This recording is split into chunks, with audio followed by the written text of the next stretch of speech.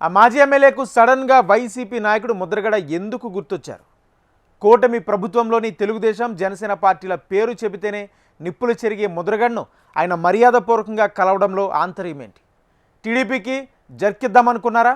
లేక సరైన ప్రాధాన్యత ఇవ్వకపోతే నా రూటు మారుతుందని ముందస్తు సంకేతం ఇచ్చారనుకోవచ్చా?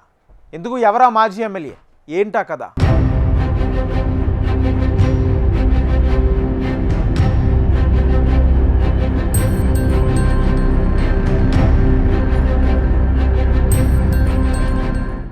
అధికార Telugu Desam party fire brand Pithapuram మాజీ ఎమ్మెల్యే ఎస్వీఎస్ఎన్ వర్మ ప్రతిపక్ష వైసీపీ పీఏసీ సభ్యుడు ముద్రగడతో భేటీ కావడం ఏపీ రాజకీయాల్లో తీవ్ర ప్రకంపనలు రేపుతోంది. గతంలో ఎన్నడూ లేని విధంగా ముద్రగడ మీద వర్మకు అభిమానం ఎందుకు పుట్టుకొచ్చింది అంటూ అటు తెలుగుదేశం ఇటు జనసేన శ్రేణుల్లో పలు సందేహాలు చక్కర్లు కొడుతున్నాయి. తెలుగుదేశం జనసేన పార్టీల పేరు ఎత్తగానే ఒంటికాలు మీద లేచి విమర్శలు గుప్పించే ముద్రగడ పద్మనాభం మొన్న జరిగిన సార్వత్రిక ఎన్నికల్లో పవన్ కళ్యాణ్ను ఓడిస్తానని శపథం చేశారు. ఓడించకపోతే తన పేరు చివర రెడ్డి జత చేసుకుంటారని చెప్పి అన్నంత పని చేశారు ముద్రగడ పద్మనాభం. అలా పవన్ను ఓడించలేకపోయి పేరు మార్చుకున్న పద్మనాభంను వర్మ పరామర్శించడానికి వెళ్లటం వెనుక అసలు మర్మం ఏంటనే సందేహాలు వెల్లువెత్తుతున్నాయి. ఈ విధంగా నేను అసంతృప్తితో ఉన్నాను, త్వరలో నా అడుగులు వైసీపీ వైపు పడతాయని టీడీపీ అధిష్టానానికి ఇటు కూటమి నాయకులకు వర్మ ముందస్తు సంకేతాలేమైనా ఇస్తున్నారా అనే అనుమానాలు కూడా రేకెత్తిస్తున్నాయి.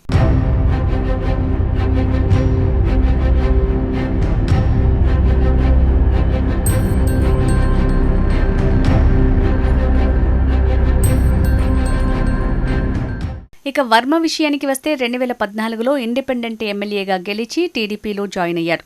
ఆ తర్వాత 2019 నుంచి పిఠాపురంలో ప్రధాన ప్రతిపక్ష నాయకుడిగా అనేక కార్యక్రమాలు చేపట్టిన వర్మ అనూహ్యంగా కూటమి పొత్తులో భాగంగా పిఠాపురం నుంచి పవన్ కళ్యాణ్ పోటీ చేస్తాననడంతో తన సీటును వదులుకున్నారు.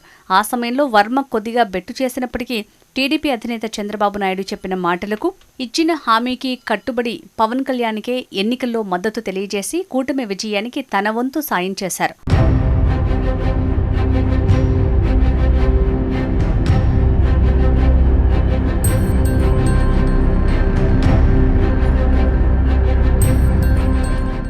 కూటమి ప్రభుత్వం అధికారంలోకి వచ్చాక సరైన ప్రాధాన్యత దక్కుతుందని వర్మ ఊహించినప్పటికీ ఆ ఊసు ఎక్కడా కనిపించలేదన్న భావన వర్మలో ప్రస్ఫుటంగా కనిపిస్తోంది. కూటమి అధికారంలోకి వచ్చి సంవత్సరం గడుస్తున్నా వర్మకు ఎటువంటి పదవి దక్కకపోవటం, పిఠాపురంలో స్థానిక రాజకీయాల్లో జనసేన నాయకులతో విభేదాల కారణంగా అధికారిక కార్యక్రమాల్లో వర్మకు సరైన ప్రాధాన్యత ఇవ్వకపోవటం టీడీపీ అధిష్టానానికి పదే పదే పలు విషయాలపై ఫిర్యాదు చేసినప్పటికీ పట్టించుకోవటం లేదట. ఈ కారణంగా వర్మ కొంతకాలంగా అసంతృప్తితో ఉన్నట్టు ఆయన అనుచరుల్లోనే గుసగుసలు వినిపిస్తున్నాయి.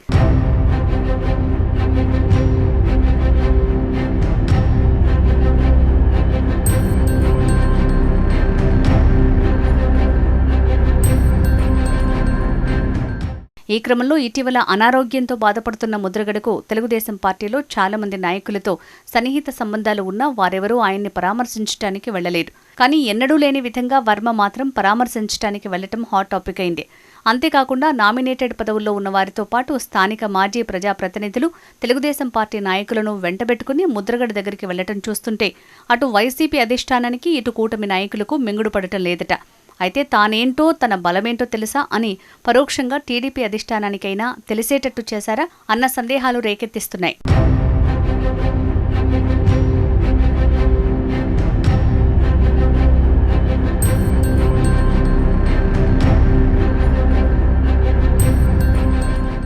మరోవైపు వర్మ లాంటి ప్యూర్ పొలిటీషియన్ని ఏ పదవీ లేకుండా ఖాళీగా ఉంచడం తెలుగుదేశం పార్టీకే కాకుండా కూటమి ప్రభుత్వానికి ఇబ్బంది కలిగించే అంశమని రాజకీయ పరిశీలకులు భావిస్తున్నారు.